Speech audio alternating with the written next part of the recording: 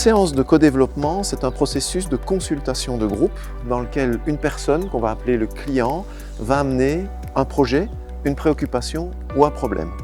Et grâce à un processus très structuré, qui est conduit sous la houlette d'une animatrice ou d'un animateur, ça va lui permettre d'obtenir des conseils, des réflexions, de prendre du recul, d'avoir de nouvelles idées, d'affiner son analyse sur le problème, la préoccupation ou le projet qu'il a amené. Au début, en tant que client, c'était comme si j'étais sur les braises. Je ne savais pas comment me prendre, comment est-ce que ça allait se passer. Mais avec le temps, dans le processus, j'ai vu que c'est une très bonne chose.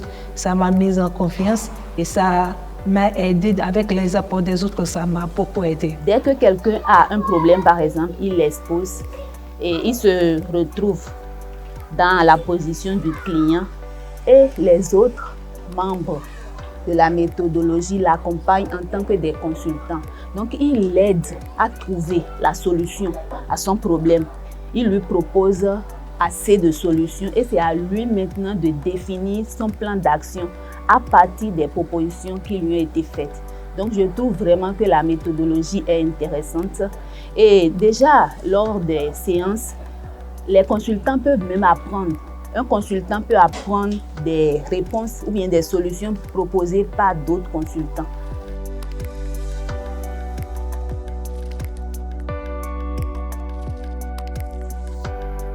Une fois cette étape franchie, donc c'est l'étape de la foire aux idées où voilà, les participants proposent des idées selon leur vécu, selon leurs expériences et selon aussi leur logique.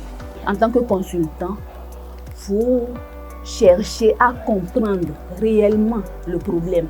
Parce que sans comprendre un problème, on ne peut pas donner des solutions. Ça, c'est pour une séance. Et alors, généralement, on fait ce qu'on appelle un groupe de co-développement, c'est-à-dire qu'on va faire un certain nombre de séances dans lesquelles, à tour de rôle, chaque personne va pouvoir amener son problème, sa préoccupation ou son projet.